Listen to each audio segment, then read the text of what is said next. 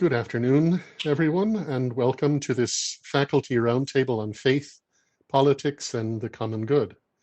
I'm Dr. Jean-Pierre Ruiz. I'm a faculty member in the Department of Theology and Religious Studies in St. John's College of Liberal Arts and Studies at St. John's University. And it's my real pleasure to serve as the moderator for this afternoon's discussion. I'm very pleased to introduce my colleagues, Dr. Anne Galvin of the university's Department of Sociology and Anthropology, and Drs. Jeremy Cruz, Joanne Heaney-Hunter, Matthew Sutton, and Christopher Vogt from the Department of Theology and Religious Studies. We've actually organized this event in honor of Dr. Vogt, whose birthday happens to be today, and in honor of Dr. Sutton's daughter, Gemma, whose birthday also is today. Thank you. We live at a challenging moment in the history of the United States and in the history of this planet, in the history of our common home, as Pope Francis has called it in his encyclical letter, Laudato Si. In his inaugural address, President Joe Biden, only the second Roman Catholic to serve as president of the United States, he framed some of the challenges in these terms, and I quote, "Few periods in our nation's history have been more challenging or difficult than the one we're in now. A once-in-a-century virus silently stalks the country. It's taken as many lives in 1 year as America lost in all of World War II. Millions of jobs have been lost, hundreds of thousands of businesses closed. The cry for racial justice, some 400 years in the making, moves us. The dream of justice for all will be deferred no longer.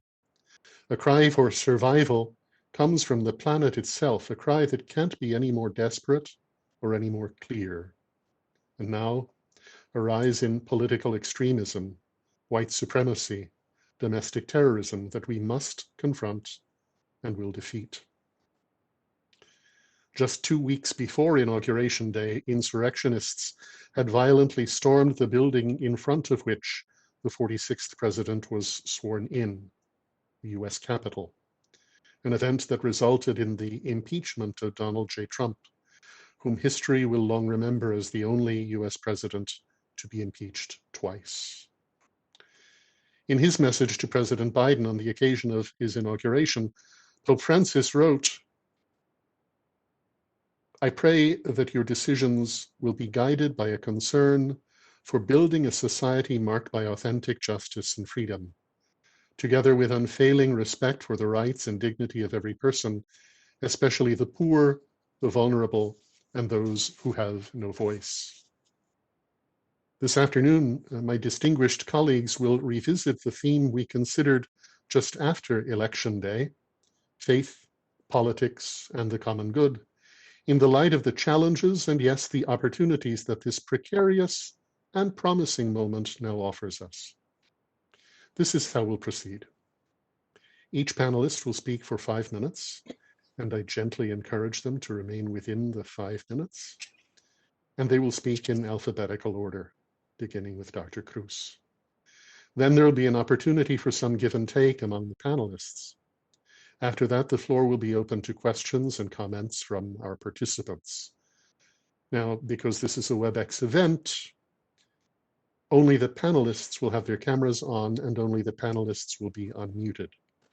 Everyone else will be muted and with video off throughout the event. So I ask that if you have a comment or a question, please type it into the comments for the Q&A.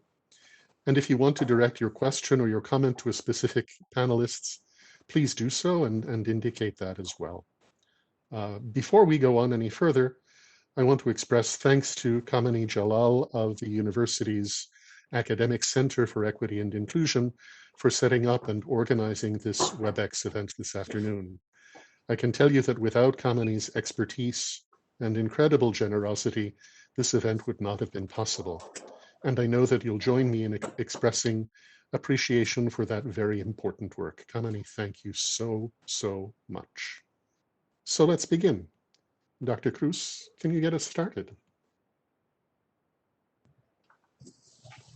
Thank you, Jean-Pierre, and everyone who's joined us. And I echo the thanks to Kamini and to the ACEI for helping us with the tech. I want to begin in discussing faith and the common good. Obviously, Catholics don't have a monopoly on politics, and we don't have a monopoly on understanding what the common good is, and I would argue we don't have a monopoly on faith either. Sometimes we use the word faith as shorthand for a religion. We might talk about the Catholic faith, and we may be talking about religious membership or a particular practice or a particular perspective on God or a set of doctrines, but faith is something that all of us can connect with or relate to in some way. And I'm going to speak from my tradition, from the Christian tradition, but not with any desire to communicate that the Christians have a monopoly on faith or a monopoly on understanding the common good and what this political moment is calling from us. I want to start with the image of, if I'm beginning in the Jesus story, Christians right now have just begun entering the season of Lent. And you probably, if you were cooped up in your home or apartment, didn't see as many people walking around with ashes on their foreheads yesterday as you might otherwise. But there are some solutions for that. I think there was an Instagram app that could put some ashes on your forehead, for example. There's always a way. But it seems to me that Lent is a peculiar time to think about politics because it's a season of taking a break. It's a season of withdrawal, of separation. Christians who use the Christian calendar attempt to journey and metaphorically accompany Jesus into the desert. The Gospels talk about Jesus spending a symbolically significant 40 days in the desert. And for Christians, Lent is a period of discernment and of conversion.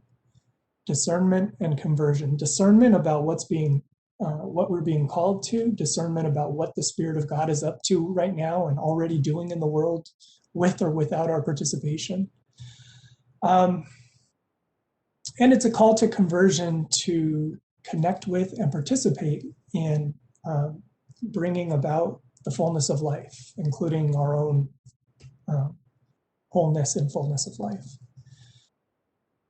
I don't think I'm alone in saying that I could use a break from politics. I've heard it many times since the election. I think, if anything, it's one of the temptations to be mindful of in this 40 days, a temptation to see politics as something out there that the politicians handle and us as somewhere in a desert, and that's an apolitical decision. I think separatist movements around the world have reminded us for millennia that there's nothing apolitical about withdrawal or about separation. Withdrawal and separation are also political acts. So we begin with the kind of clarifying marking of our heads with ashes or dirt or soil. It's a reminder that life is short and that this ain't heaven. Life is short and we could be doing a whole lot better. And so what I'm hoping is that my brief remarks are an opportunity to begin reflecting and questioning and discerning in this coming month or two. Well, we have a new president in the United States. We also have a new president at St. John's University. It's a time of transitions. It's a time of reflection, discernment, difficult decision-making.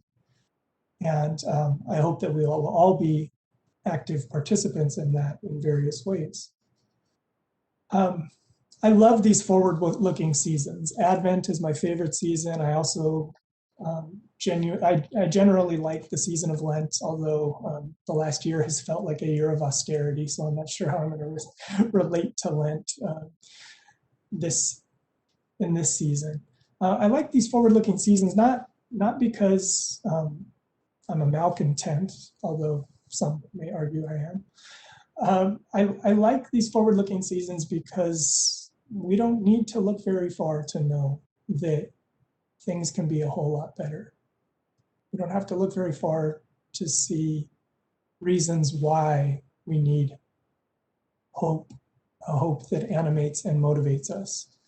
And so I guess the three questions I want to start with are, and I'm beginning from a premise of thinking about, I start most of my courses this way when I kind of give some theological frame to my courses. I start with the image of the apocalyptic Jesus, whether I'm talking about Catholic social teaching or moral theology. I begin with the image that we receive of Jesus as a living, breathing person in history who was regarded by many of his followers as an apocalyptic leader, as someone who came to proclaim and usher in a dramatic shift in society and human history, a new era, a new empire, a long-awaited kingdom of God. And beginning from that premise that kind of frames my own understanding, my own way of interpreting my experience of faith.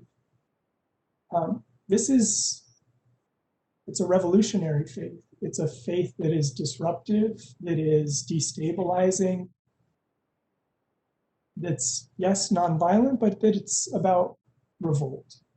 And so I enter Lent thinking about what is it that needs to be disrupted?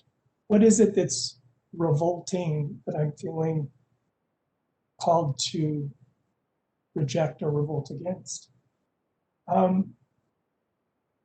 What does it mean to participate in the transformation of the world?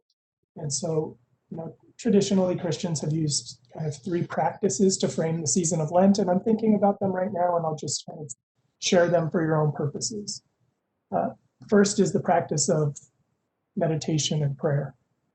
What practices of reflection, meditation, and prayer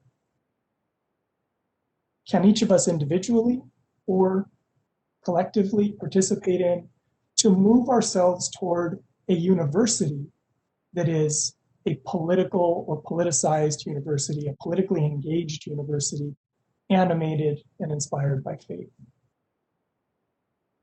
Second, the practice of giving, of generosity. What am I being called to offer? What are we collectively at St. John's being called to offer in order to move ourselves personally in the communities we belong to, our neighborhoods, etc., and within St. John's as a university?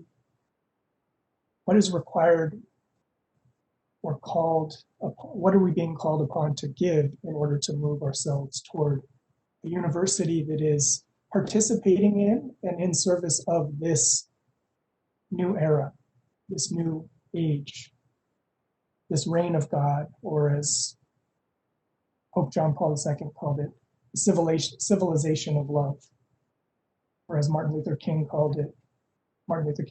called it, the beloved community. What am I called to give? And then finally, what am I called to abstain from or renounce in order to make room for this kind of university, for this kind of community, this kind of neighborhood, this kind of household? The practice of fasting or abstaining or renouncing can also be spatial. It can be, I'm giving up a seat at the table. Maybe I'm giving up a line in the budget. Maybe I'm giving up a project that I've been really holding on tight to. This can take a variety of forms, but what are each of us individually and collectively being called to renounce or give up in order to make space for the Spirit to move in a different way among us? Thank you. Thank you very much, Dr. Cruz, for the challenges that you place before us. Dr. Galvin.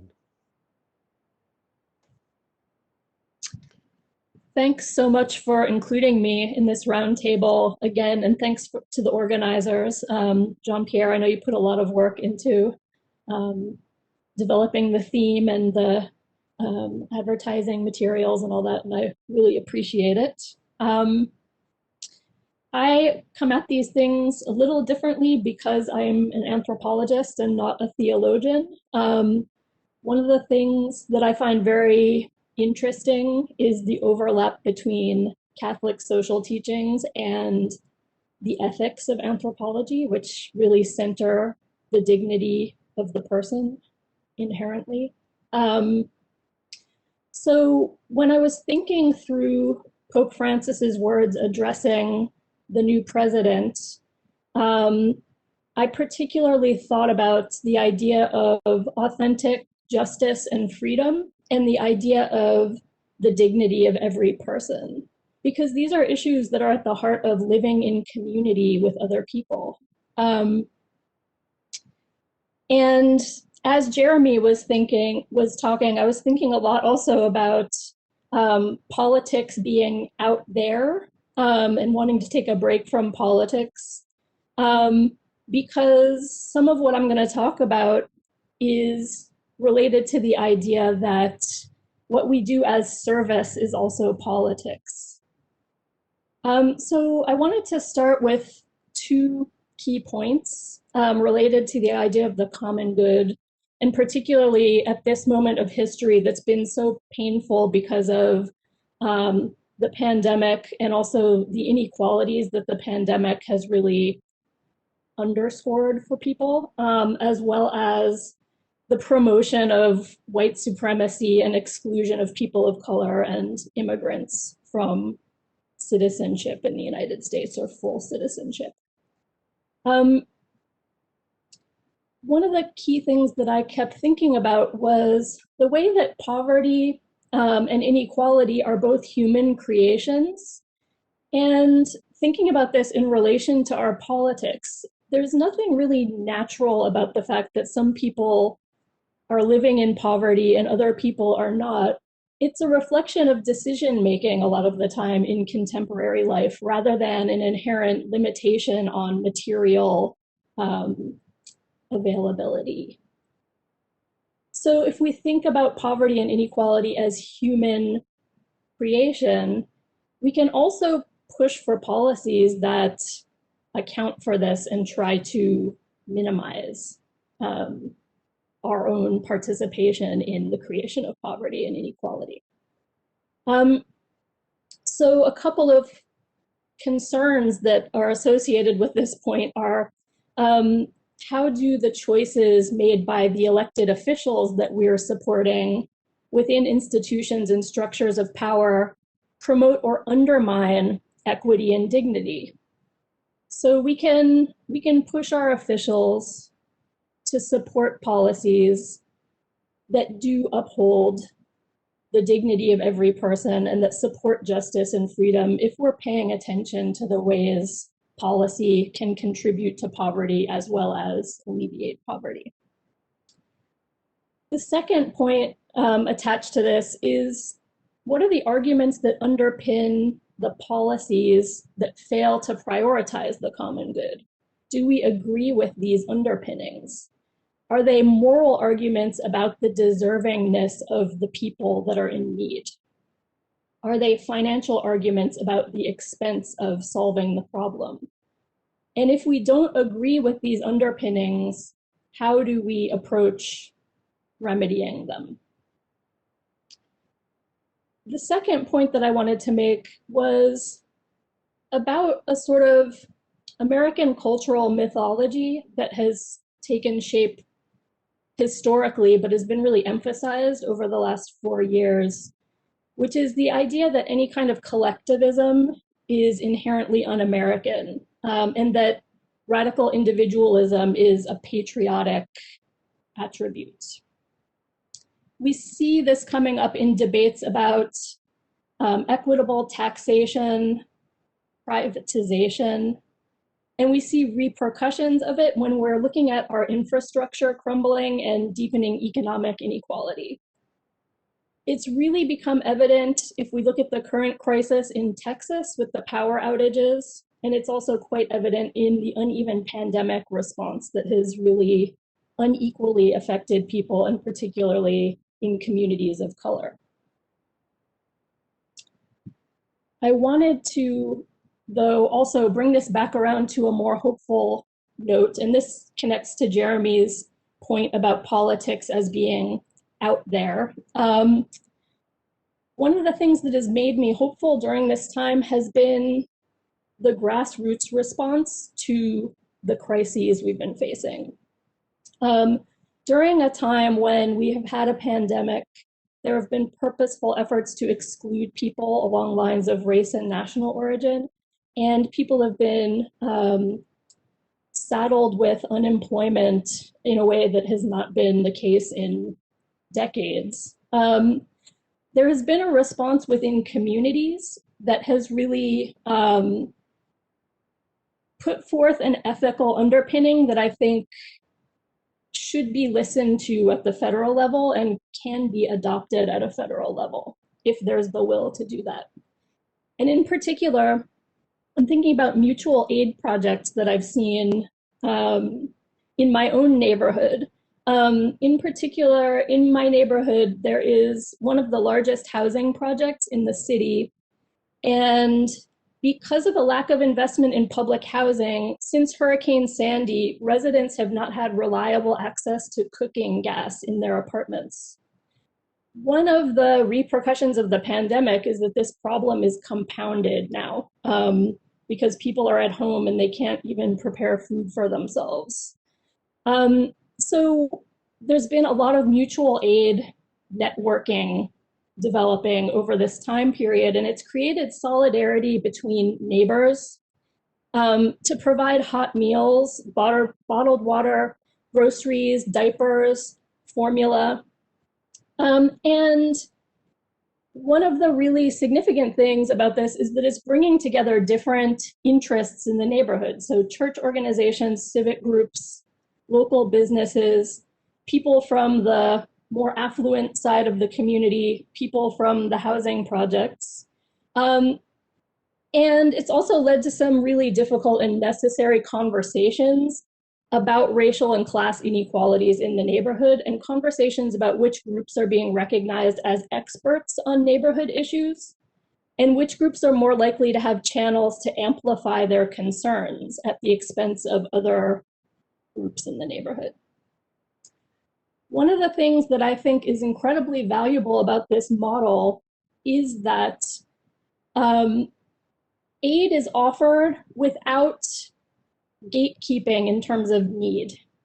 So there's no evaluation of people's worthiness to receive need. It's on the basis of people share what they have, and when they need help, they ask. And I think that if there's political will for this, some of the ethical underpinnings of this approach can be applied at a federal level to support authentic justice, freedom, and dignity in relation to issues like healthcare and living wages. Thank you.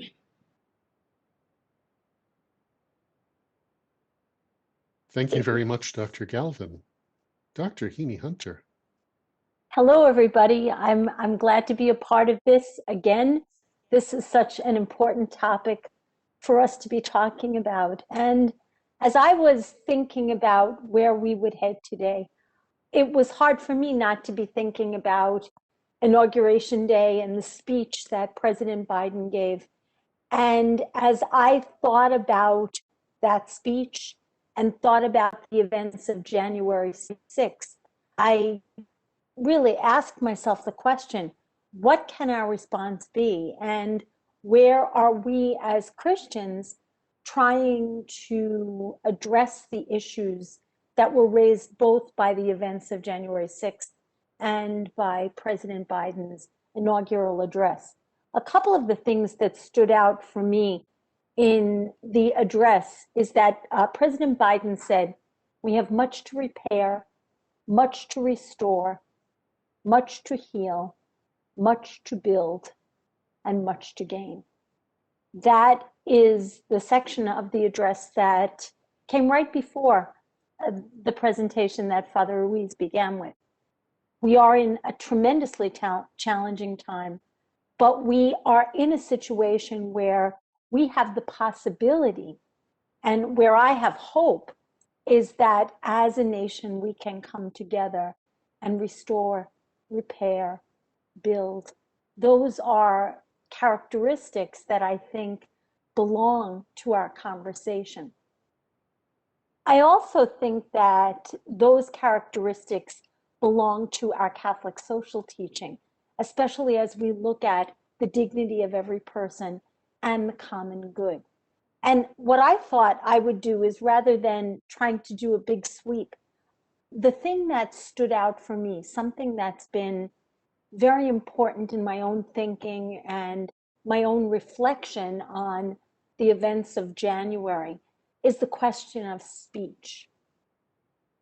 I guess as a professor, as someone who's taught for many years, I believe that our words matter.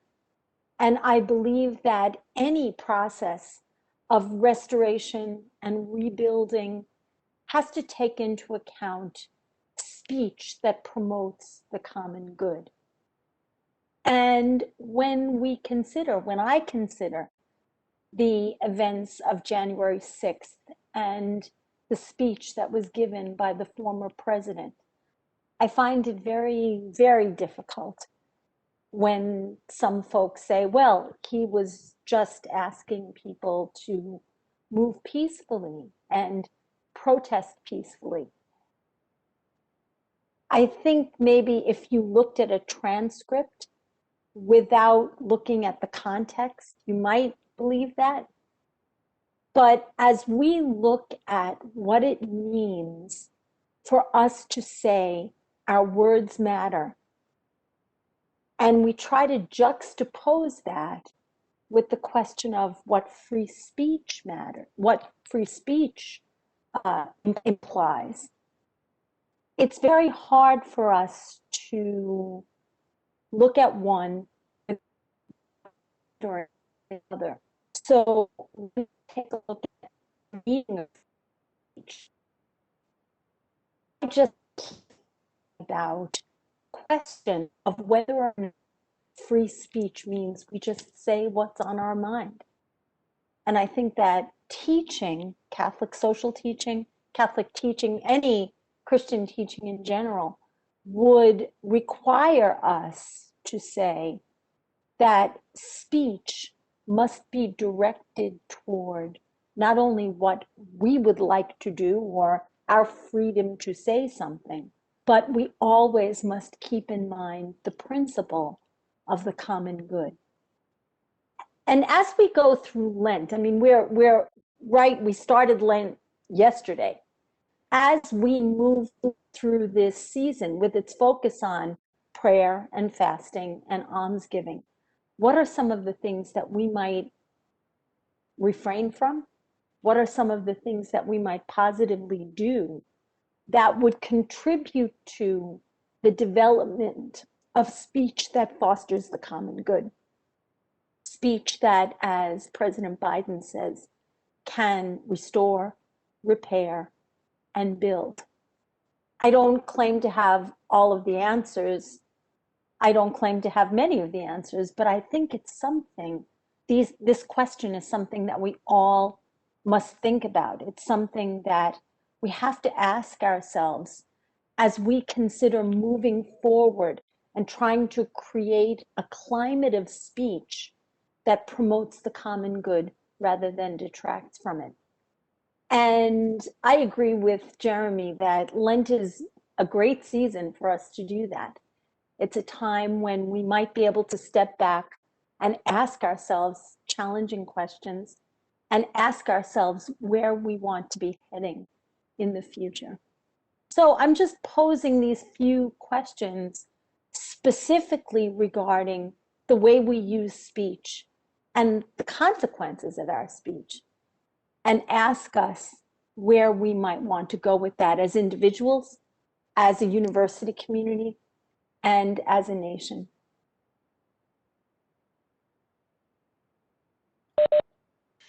Thank you, Dr. Heaney Hunter. Dr. Sutton. Wow, thank you so much for all coming to this event on this snowy day. I really appreciate it and wish we could all be together. But it is what it is, and that we're together in this way, still so much good can come from it. So let me begin. What does Joseph Biden's Catholic faith mean for his politics and the common good? This is the question that I'm starting with for this short presentation. It does my heart good that he and I share the same faith. Both of us went yesterday to church to receive ashes on our heads, hearing the words, repent and believe in the gospel. To place oneself in humility before the compassionate Lord, accepting the season of Christian asceticism in order to renew again our fidelity to the God who has died for me and guides me to eternal life. It reminds me of the prophets calling the kings of Israel to repent for the nation, to again plead to the Lord for the nation to be healed. And we need that healing, with the humility and healing that it represents. His receiving of ashes by a president has not occurred for 40 years since the presidency of John F. Kennedy. So first I want to reflect on Catholic participation in higher government is at its highest level ever in this decade. In Congress, the peak of elected members occurred in the 116th Congress, the 2016-2017, with the presidential election of Donald Trump. In the last election, Catholic representation went down just 1 percentage point to 29, so 2 years ago it was at 30%. And remember, Catholic population in the United States is at 20%. In Supreme Court, with President Obama's nomination of Sonia Sotomayor, President Trump's nomination of Neil Gorsuch, who was raised Catholic but is currently Episcopalian, Brett Kavanaugh and Amy Coney Barrett. The court is majority Catholic, which also includes the Catholics John Roberts, Samuel Alito, and Clarence Thomas. So 6 of 9 are Catholic. Also under President Trump, we find an increase of Catholic justices in the lower courts. In the executive branch, we now have Joseph Biden as the second president who practices the Catholic faith in his daily life. As far as the several centuries long story of Catholicism in America, especially in politics at its highest levels, and all of its persecutions and triumphs, its setbacks, its persistence, now is a very remarkable time. This Catholic representation also, I think, represents the diversity within Catholicism in America. In recent presidential elections, Catholics have tended to poll into following largely general demographics, meaning that there's no singular Catholic voting bloc.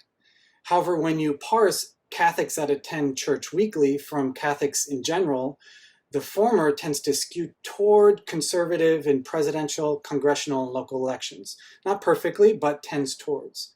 And also fascinatingly, when you parse it along ethnicity and economics, the results also skew in many different ways. There's no one singular Catholic voting bloc. And I think when you look at the Catholic representatives in Congress, that reflects that there's no one Catholic singular bloc. Nevertheless, as you look at polling, there tends to be, the more that American Catholics practice their religion, weekly church attendance, donations to church outreach, and other activities, they tend to vote more conservative, so more towards center-right on issues around social, economic, and moral issues. So all of that gives, I think, necessary context to President Biden and his Catholic faith as a public politician. So with gratitude to God, I'm thankful for his witness to being publicly involved in his church's faith life, attending Mass with his family on Inauguration Day and other days, speaking about his faith, helping him through tragedy, taking courage from his faith for persistence and taking on challenging responsibilities at the highest of levels. With that being said, I join with the Most Reverend Jose Gomez. He's the Archbishop of Los Angeles and current president of the USCCB, who challenged Biden in his letter from January 20th, welcoming his presidency. He advocated his desire to work with him on all kinds of issues. But in that letter, he writes this, quote, "So I must point out that our new president has pledged to pursue certain policies that would advance moral evils and threaten human life and dignity. Most seriously in the areas of abortion, contraception, marriage, and gender. Of deep concern is the liberty of the church and the freedom of believers to live according to their consciences. Gomez continues, for the nation's bishops, the continued injustice of abortion remains the preeminent priority. Preeminent doesn't mean only. We have deep concerns, he's continuing here, about many threats to human life and dignity in our society. But as Pope Francis teaches, we cannot stay silent when nearly 1 million unborn lives are being cast aside in our country year after year through abortion. And even more so, Gomez says, our abortion is a direct attack on life that also wounds the woman, undermines the family. It's not only a private matter, it raises troubling and fundamental questions of fraternity, solidarity, and inclusion in the human community. It's also a matter of social justice. We cannot ignore the reality, Gomez is continuing, that abortion rates are much higher among the poor and minorities, and that the procedure is regularly used to eliminate children who would be born with disabilities. So Gomez's letter was published on January 20th, ending with salutations that he and the church is ready to work with Biden on all issues of life, especially the vision that the Catholic life informs. On January 29th, 9 days later, Biden rejected the Mexico policy and the Hyde Amendment. Basically, Biden, in that executive order, commits again the United States to supporting financially abortion services globally and nationally, to advance, in Gomez's words, moral evils that threaten human life and dignity. Now, for myself as a Catholic, if the head of the Catholic Church in America and the Pope, Bishop of Rome, told me that I'm supporting, not only that, advancing moral evils, that would give me pause. It should challenge me. It should demand a response. While I do not have time here to express my understanding of all of the differences between public office, religious liberty, social obligations, political obligations, personal conscience, it's fascinating, complicated, critically important. It's difficult for me to see why you would directly disregard essential moral teaching of your faith. So let's be clear what this executive order did.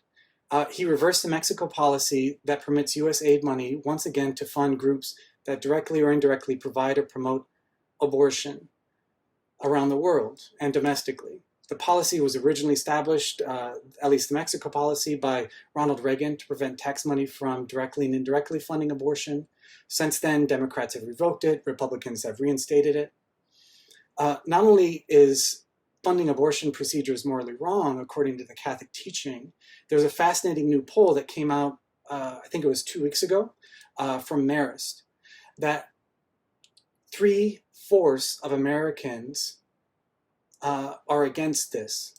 The majority of Americans oppose U.S. aid money funding abortions in other countries and domestically. And there's a bunch of other breakdowns in that policy. So I'm deeply concerned about this support. But let me finish with this. There are many ways that right and left can come together for concerns for life, family, and access to the American dream, for life, liberty, and the pursuit of happiness. I think recently Senator Romney put forward the Family Security Act, which can accomplish this. There's other things that Biden can do to relieve, I think, religious bigotry that is happening in the world and in our nation. There's many things that can bring right and left together in the common good. So no doubt, the office of president is a powerful office. He will again need his Catholic faith to weather these storms. And so I think that can help inform him and can inform those that also received those ashes yesterday to repent and believe in the gospel. So thank you for considering my comments. Thank you, Dr. Sutton. Dr. Vogt. Thanks, Jean-Pierre, and for organizing this event and for inviting me to participate. And thanks to my fellow panelists. One of the advantages, or maybe the only advantage, I'm not sure, of going last is that I get to include some comments on some of the things that you've said in my own remarks. And so I just want to pick up on a few things before I make the points that I had originally planned to make. Matthew Sutton here, Dr. Sutton, pointed out that Catholicism in the United States has many manifestations. There are many ways and many kinds of being Catholic.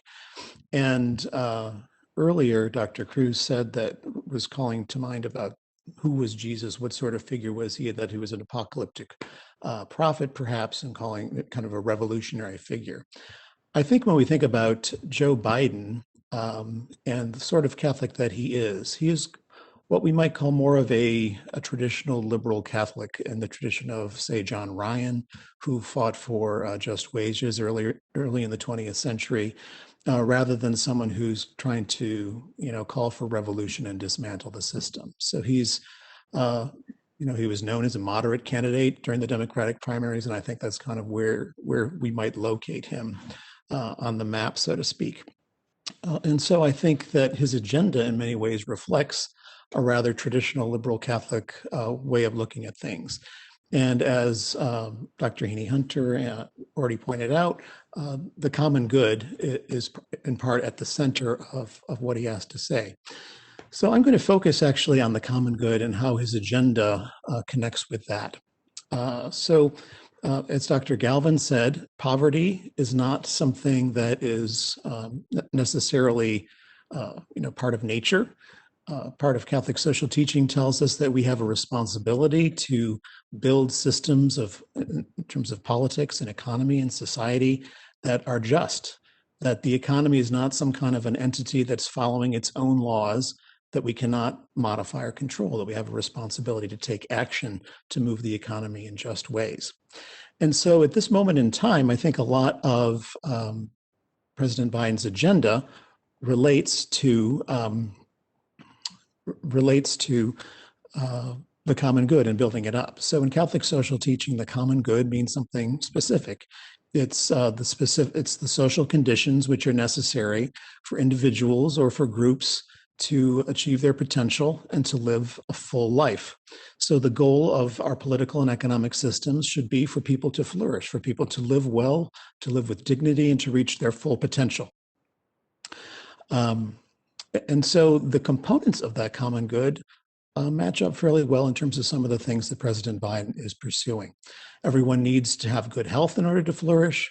Access to affordable health care is something that the president is prioritizing, as well as funding public health around COVID protections, building up immunization programs, et cetera. Everyone needs access to work and to a living wage. That's a priority of the president. Everyone needs access to high quality education and to affordable education. That's a priority of the president. And increasingly, we are becoming aware that not only do we need to attend to the ability of people of human beings, that is to say, to live well, we need to do so in a way that is compatible with supporting nature and ecology. And so some of President Biden's agenda around the Green New Deal and around halting climate change are also important. So he's prioritizing all of those things, which I think align very well with Catholic social teaching and with the politics of the common good, we might say. Something else that was emphasized earlier by Dr. Heaney Hunter is around the need for healing, around the need for unity, building community. And that's also part of President Biden's agenda. When he was a candidate, he liked to say that he was going to be a president for all Americans, not just the Americans who voted for him. And he has a history of trying to reach across the aisle, so to speak, when he was in the Senate. And that seems to be something he wants to return to some degree of bipartisanship in his own politics, and also of restoring really the fabric of political community in the United States. So both of those things then are what I would label as solidarity. Solidarity is a richer term than unity because it speaks to unity in the sense that we want to widen the scope of who counts as a human person, of who's our neighbor and whom we treat as neighbor. But also it requires a commitment to the common good and to all of those priorities that I mentioned before. And so under President Biden, he wants to be bipartisan to the extent that that's going to be possible. He wants to, in the comments that Father Ruiz read at the beginning of our time together, that he wants to address racial injustice, etc. So the Trump administration, its political tactics tended to be divisive, to pit people against the other, and to send signals as to who mattered and who didn't count. And people who counted were obviously people who supported President Trump. Those who didn't varied from people of color, in many cases, to immigrants, to people who live in so-called liberal cities, to people who live in blue states, etc. And so reversing that trend, I think, is part of a politics of the common good, widening the scope of our moral concern. Now, one of the things we were asked to think about today were the challenges. And I think that is an enormous challenge to make a goal of unity at this present moment in history. The Pew Foundation has been doing research along these lines for a number of years. Back in 2014, it found that nearly a third of Democrats saw Republicans as a threat to the good of the United States. And similarly, 36% of Republicans saw the Democratic Party as a threat to the nation's well-being. When you have a third of people looking at each other as a threat to the viability of the country and to democracy itself, or to good itself, it's going to be very difficult to forge common ground. I think the second challenge is that although what President Biden is seeking to do lines up very clearly around building infrastructure and the common good, et cetera, that there's very strong opposition to that, at least among people who hold power in the Republican Party. And the degree to which they represent the broader population, I think, is something that needs to be examined. But the fact is that they hold considerable, and I would say disproportionate, power in the Congress, and will in large measure be able to thwart that agenda, or to at least make it difficult to achieve. So I think that if we see Biden as a figure that fits into liberal Catholicism and kind of traditional Catholic social teaching themes, he might suffer from the same sort of blind spot, or the same sort of weakness that Catholic social teaching traditionally has. Catholic social thought kind of assumes that, hey, once we tell people what they need to do and what is the good thing to do, that they're going to do it. We can just have dialogue until we all, come on board. But I think that the present political moment makes that very difficult to achieve, in the sense that we don't really have even the same agreement about the facts of our situation. We're not able or willing to listen to one another. And so I think moving forward around a politics of the common good is going to be a great challenge. I have some thoughts about Archbishop Gomez's letter as well, but I will leave that to, I think the next portion of our time together is going to be some interaction. So I'll turn my time back to Father Ruiz. Thank you, Dr. Vogt, and thank you one and all to all of our panelists. I think that the reflections that you've shared, the analysis that you've shared, presents quite a range of concerns and raises all sorts of fascinating questions for us to consider. And so it's to that piece that we turn now, the piece to which Dr. Vogt just alluded, a time for some interaction among the panelists. And following that period of interaction among the panelists, we will open the floor to questions from our participants. So I invite our participants to post your questions in the Q&A that is available. Once again, if you want to direct your question to a specific panelist, I invite you to do so. But particularly given that it's his birthday, I'm going to give Dr. Vogt the opportunity to open up with the comment to which he alluded at the end of his opening remarks. Yes, and you can thank me also for the blizzard-like conditions in New York, because growing up, often my birthday parties as a child were snowed out growing up in Rochester. So I think maybe that luck has returned again today. So I'm glad Dr. Sutton raised the point of Archbishop Gomez's letter to President Biden that was released around his inauguration day. and that did offer kind of make some motions as to congratulating him, but was really very much focused on the sections that I think Dr. Sutton shared with us about the U.S. Bishops' Conference's concerns about abortion, et cetera. And I want to state, first of all, that I think that Dr. Sutton is right, that it was a mistake for President Biden to prioritize eliminating the Mexico City policy and also setting aside the Hyde Amendment. I think that he wanted to set some priorities in the first 100 days of his administration, and I was personally disappointed that that was one of them, because I think there are much more pressing concerns. And as Dr. Sutton pointed out, I don't think that those moves have the political support that some of the other things that he does have. But I want to raise the question about faith in public life here, and in terms of the role of the Bishops' Conference and the wisdom of releasing a letter like that and of prioritizing abortion somewhat in isolation. I think that it would have been much more effective, first of all, not to try to rain on his inauguration day by releasing that letter at the time that they did.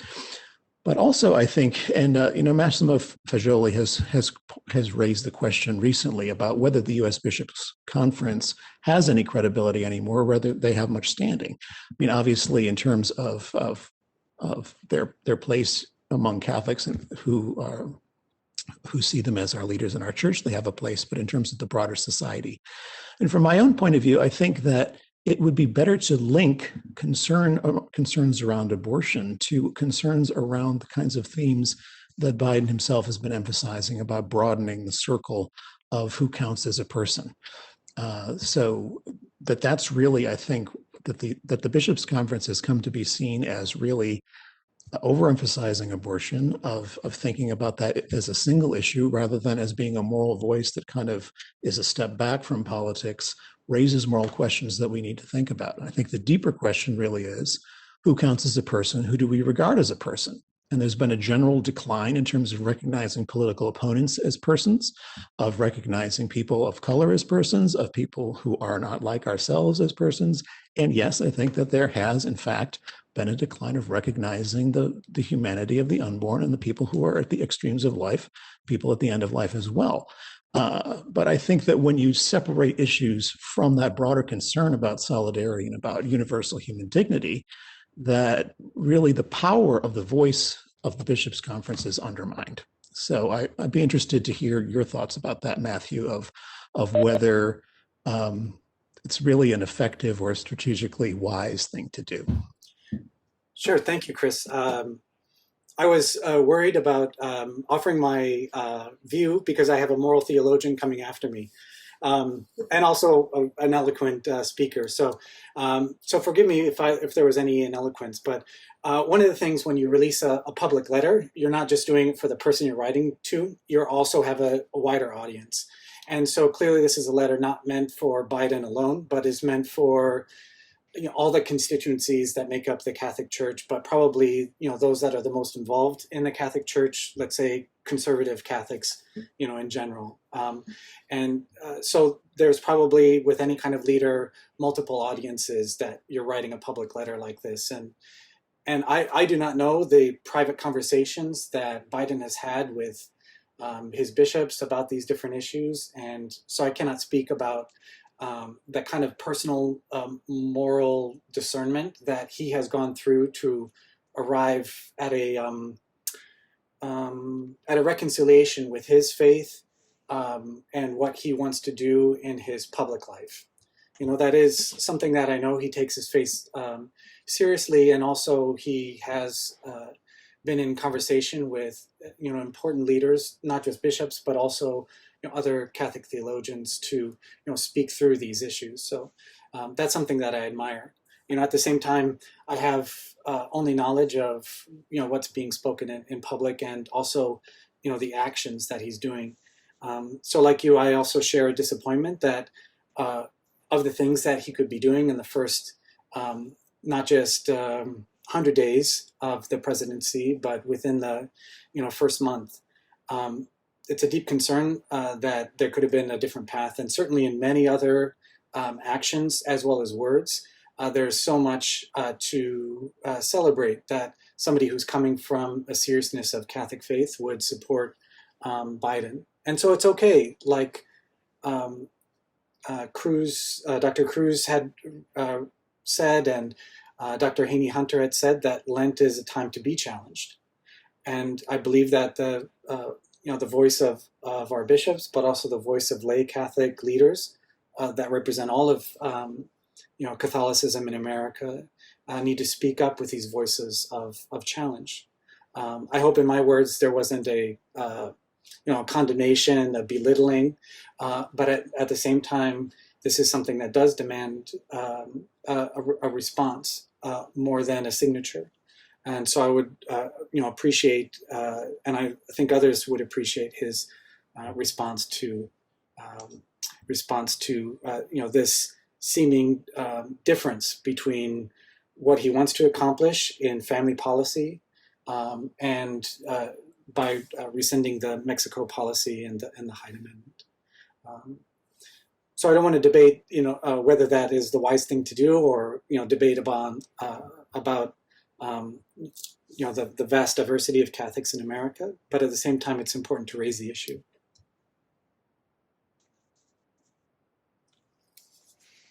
Other comments among panelists?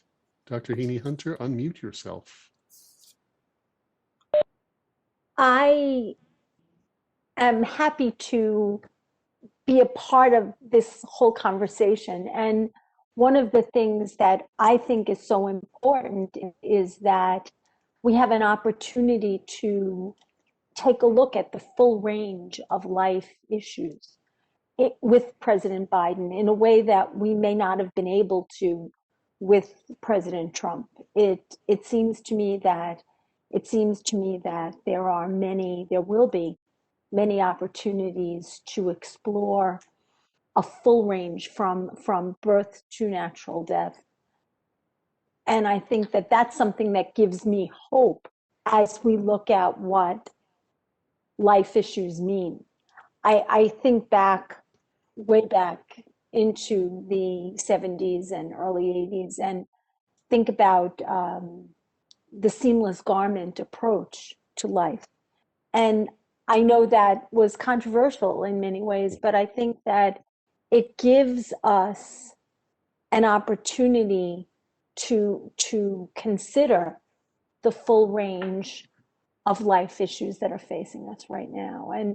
And so I think that we'll see how things unfold. I too was disappointed that this became an issue of the first few days of the administration. But I believe that when we look at the opportunities for addressing life issues, I have to say I'm much more hopeful now than I was last year. Thank you. Dr. Cruz. Yeah, I hope we're not only talking about abortion politics, but I think that this is sort of the elephant in the room in terms of when we talk about Catholic faith and politics in the United States. And I think it's important that we're giving this some time. I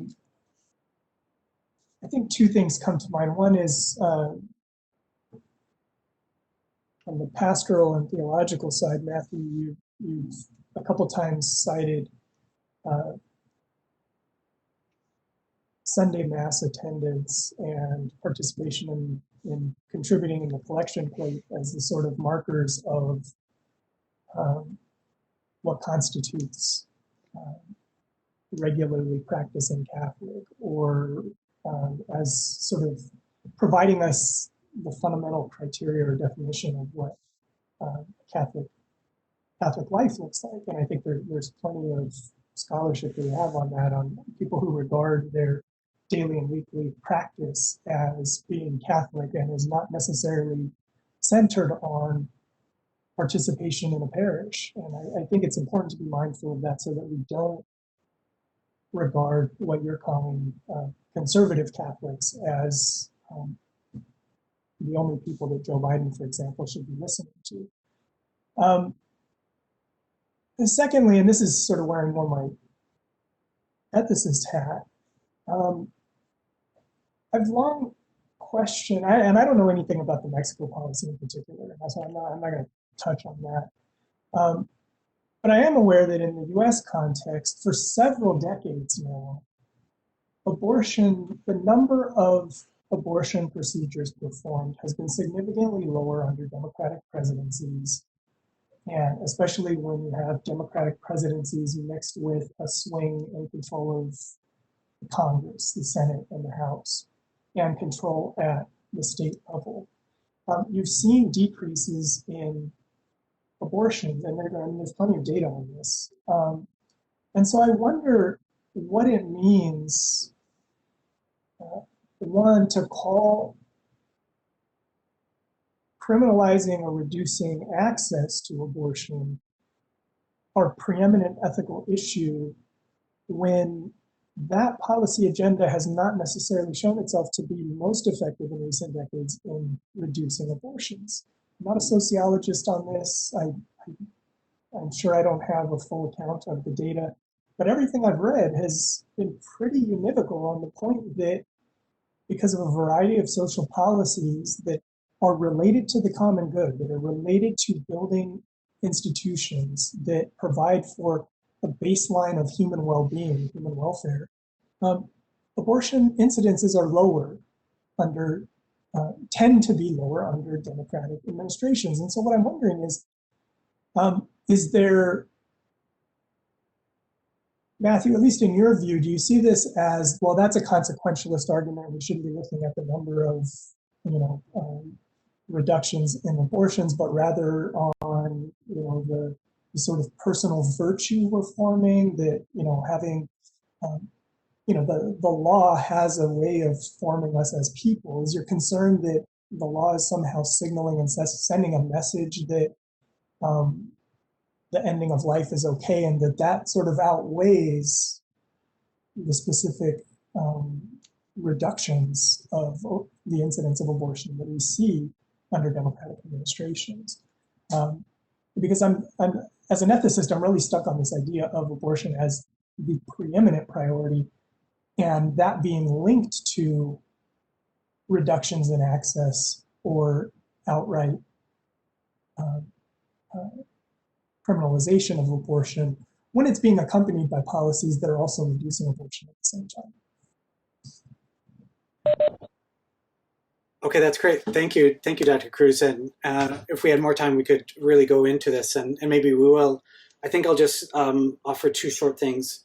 On the issue of how you define Catholics, what I was referring to is the Pew Forum and what they've been doing for polling of Catholic Americans, and then parsing it out that way. So I'm not doing a definition of Catholic practice, attending church regularly, and what did I say? Oh, contributing to social outreach as definers of what it means to be Catholic or not. What I'm using is how the Pew Forum had defined it in its polls as a way to kind of parse out where are Catholic Americans and where are they voting. So that wasn't a distinction I was trying to make. It was just following how that study was doing it. And then the second one, and this is really complex issue that you raise, and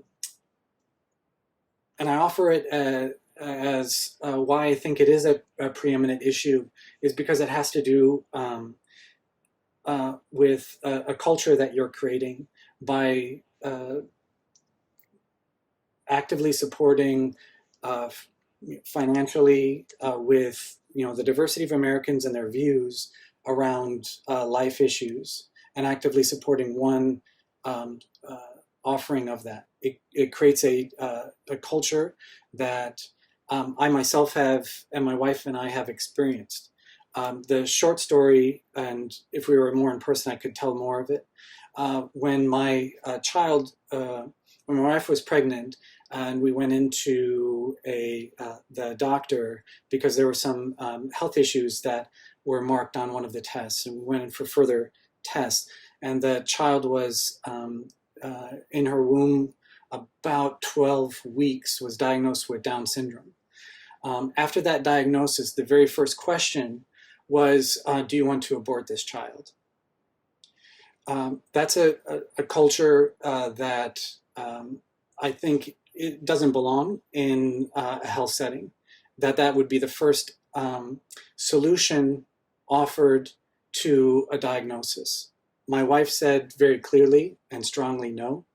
And then we went to and speak about other things. That child was, sadly, stillborn, and we had a funeral, and, it's a sad thing, but also I know, she is by the grace of God in heaven, praying for us.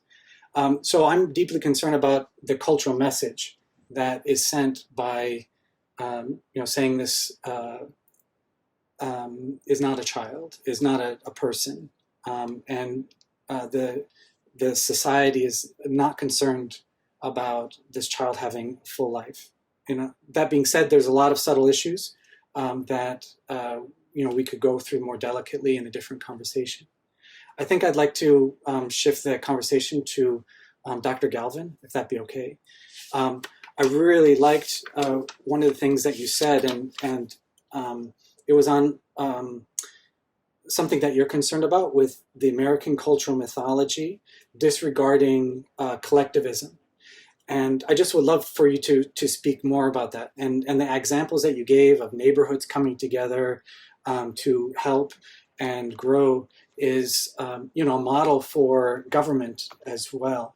And I had in my own experience through the time of working with Knights of Columbus and Catholic Relief Services during this pandemic time to feed and help feed, many of those that were having no access to food. And so I just would love for you to speak more about that. Thanks for your question. One of the things that I noticed a lot over the last 4 years was a sort of solidification of something that's been part of American culture since the beginning, which is kind of linked to this sort of cowboy mythology of the past, right? The person, the rugged individual who's self-sufficient, and of course, it is good to be capable and self-sufficient, but reifying that at the expense of the need for community and for the ways community is always there in the background, even as somebody is viewing themselves as an individual, I think is very important. And we see how it gets erased pretty easily with the rhetoric of people like the self-made millionaire. And then you look at what's being erased from the idea of the millionaire, right? Which is the people that helped them, gave them an open door to talk to somebody in order to get their business established, or all of the kind of community supports and the infrastructure that we all pay into that allows a millionaire to be made. Or one of the interesting ones from literature is recently there's been a lot of discussion of Emerson and the way he depicted himself kind of alone in nature, and the fact that, his sister was doing his laundry for him and making food for him so that he could have this experience he was having. So what's getting erased from this idea of the autonomous bootstrap individual? And also, why is that our priority over thinking about the ways community can be created and create systems of support? So I've been thinking about this a lot in my own neighborhood, just because there has been a lot of conflict historically between a group that's considered gentrifiers and a group that is seeing themselves as really underserved by the city in terms of the maintenance of their housing and this kind of thing. And it was interesting in that this mutual aid situation created kind of awareness of the assets that all the different groups have to offer each other, right? Whether it be skills that people need access to that they don't personally have, whether it's resources like money to buy extra food or diapers that, they can give to somebody else.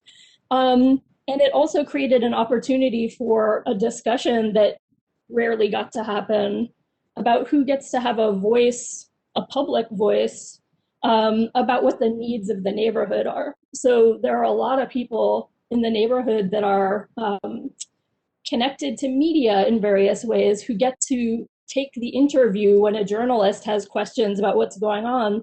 And they're usually not people that are the activists that are living in public housing.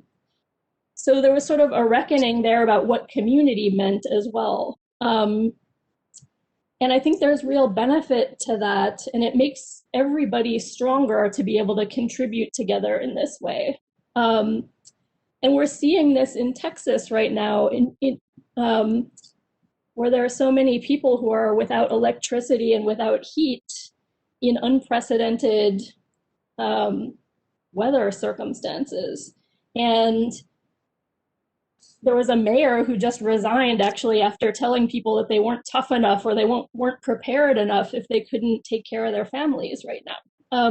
So I think that's a really harmful rhetoric, and that it's a rhetoric that needs to be questioned and undermined, I would argue. Thank you all for your interchange of ideas and rich and complex discussion. We have some time to turn it over to the questions from among our participants.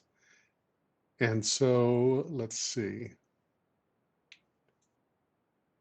I will try to ask the questions in the order that they have been asked.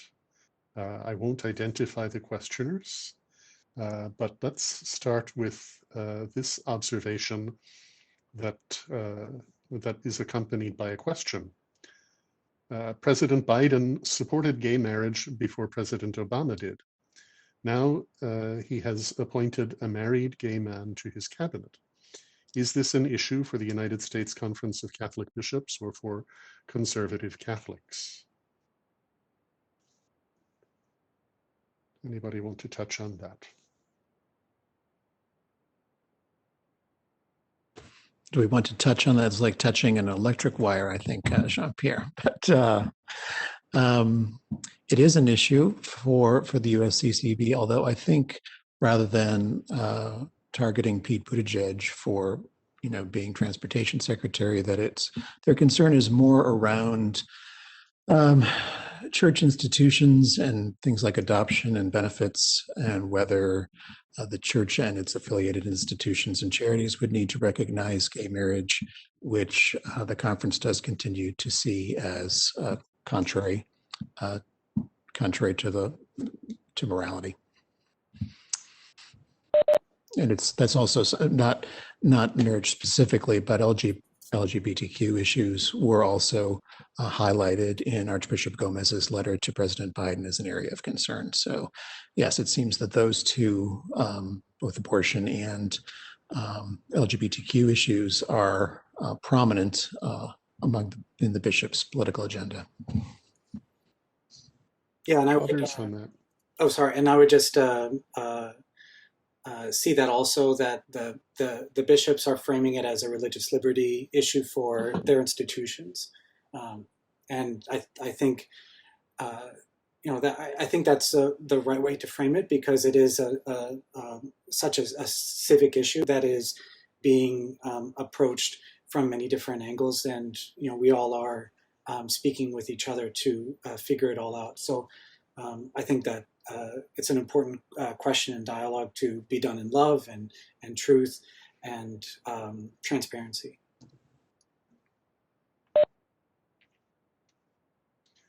Anyone else on that question? Could I just add one more thing, and that is that I think that it's, I don't mean to harp on this too much, but I really think that the universal human dignity is a much better frame for the U.S. bishops in terms of their own analysis of social and political issues.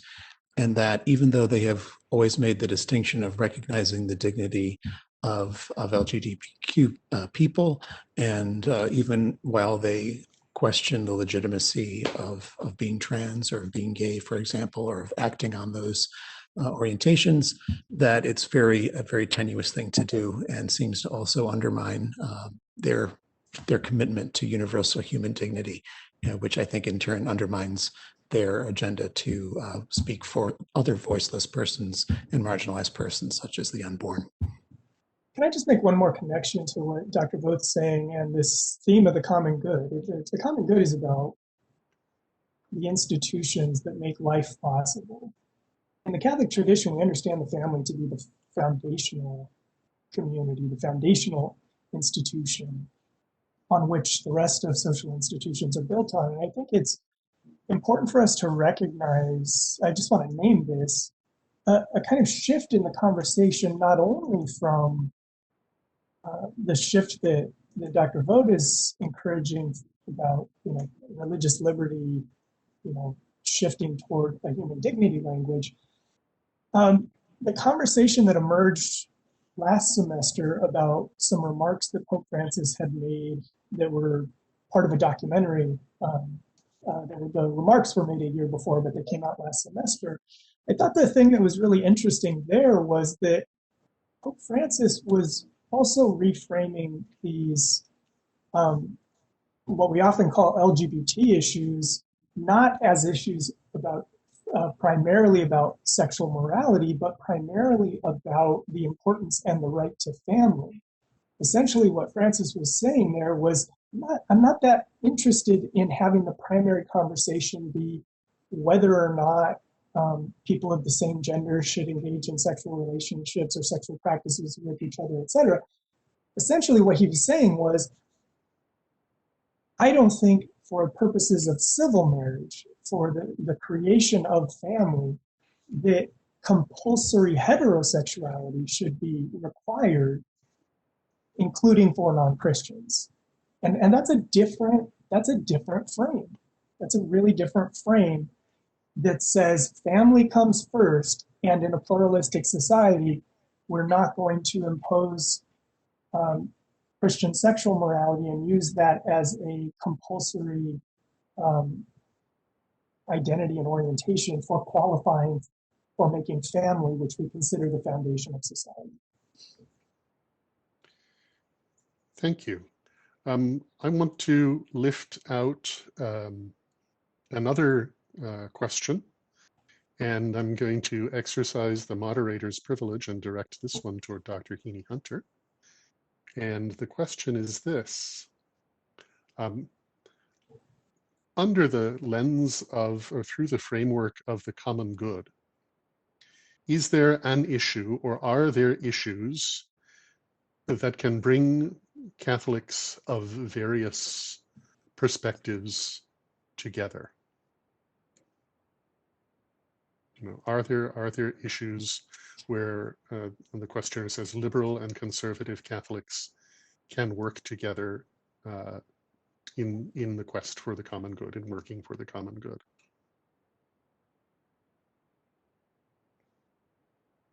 I believe that there are many issues that we can work on together. I think that part of the problem that we faced is that issues have become conservative and liberal.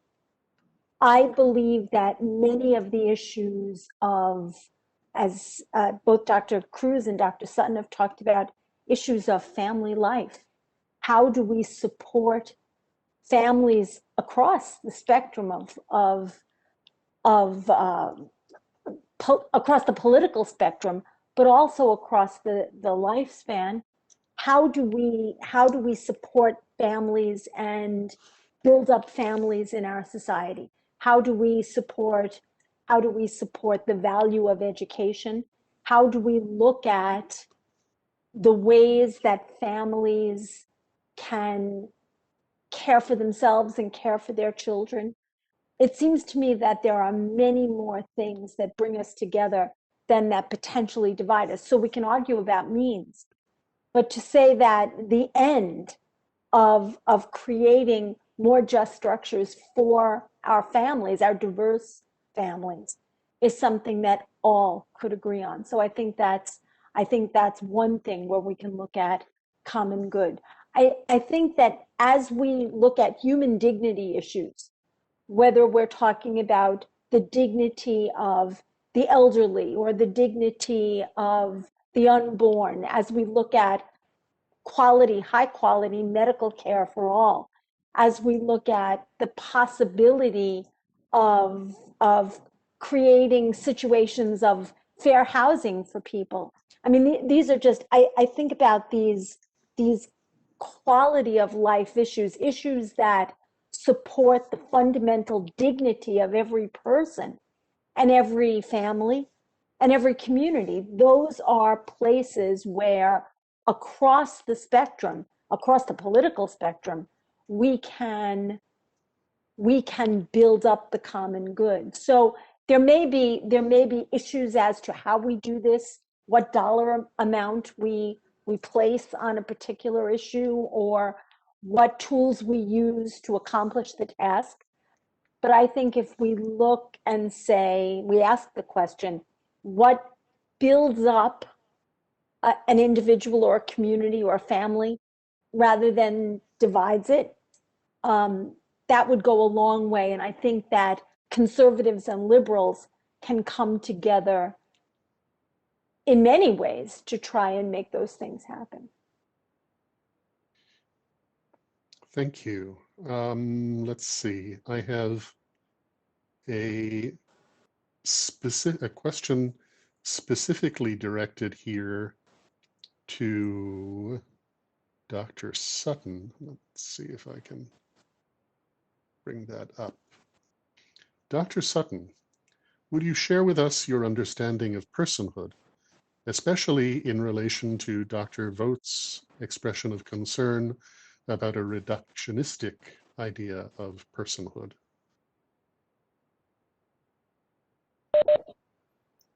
So somebody just asked somebody who's a Trinitarian theologian about personhood. And I think that's important to frame our, at least from a Christian theological perspective, that God who is the one who reveals who we are, that he as a trinity of persons reflects the fullness of life. And so that I think is important to start off with. But more specifically to the question, as a Catholic Christian, I believe life begins at conception until natural death, and that the destiny of our human life is eternal. And so I do not hold to a reductionistic view of personhood. At the same time, the society, the state, the family are all concerned and all involved in protecting human life, protecting the dignity of all persons, especially those that do not have a voice. And I'm deeply concerned that all of us rally around those that are forgotten, and that their full dignity, their full personhood is acknowledged and protected. And so I think for me, that's the best way into understanding this issue, rather than to try to parse it out economically, politically.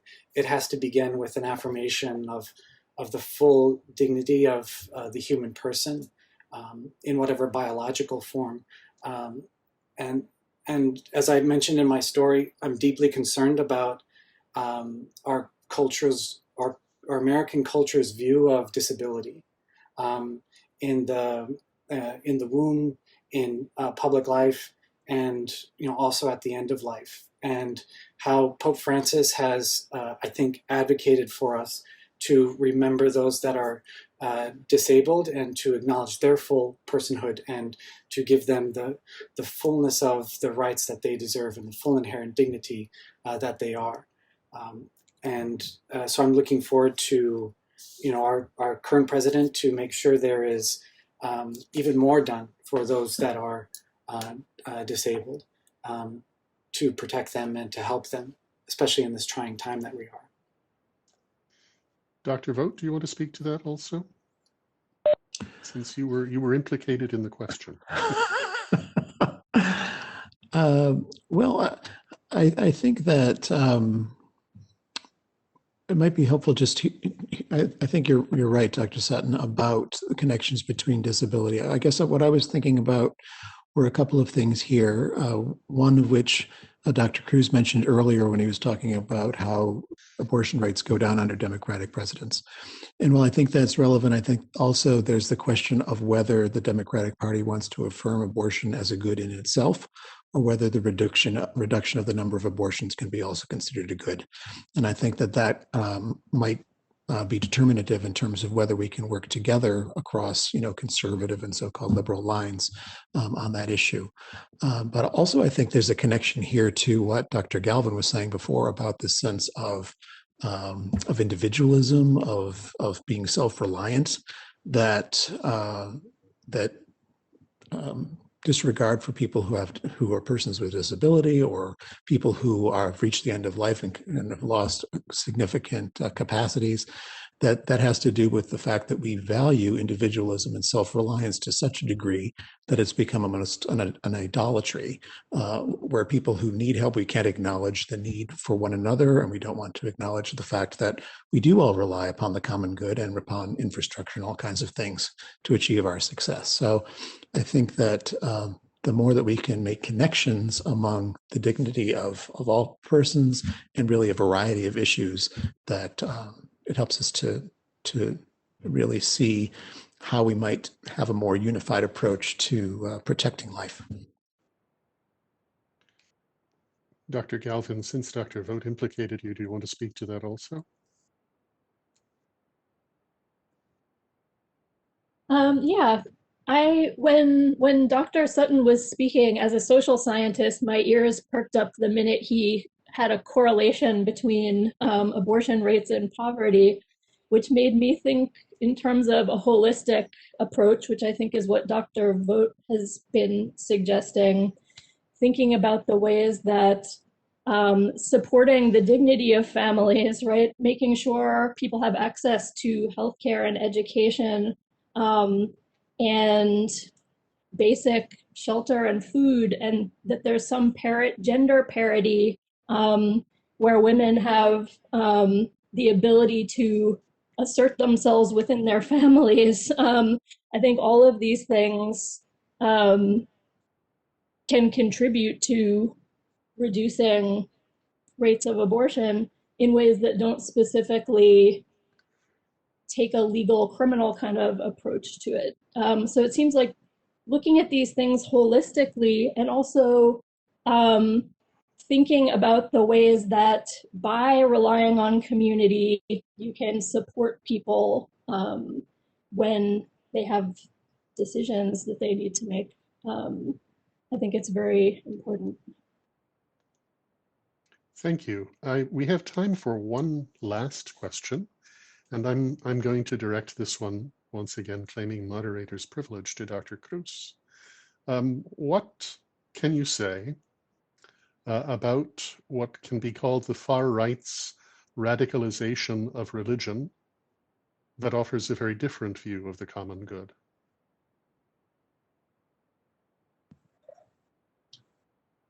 Thank you for the question.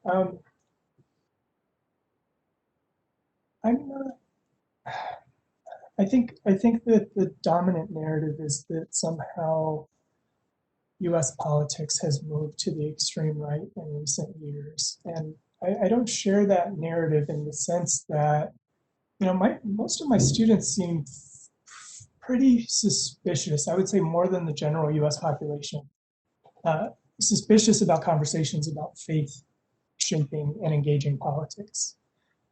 And it seems that that comes from a certain level of awareness of, definitely more of an awareness of religion's role in genocide, chattel slavery, extractive capitalism, justifying wars, religious domination and violence, etc.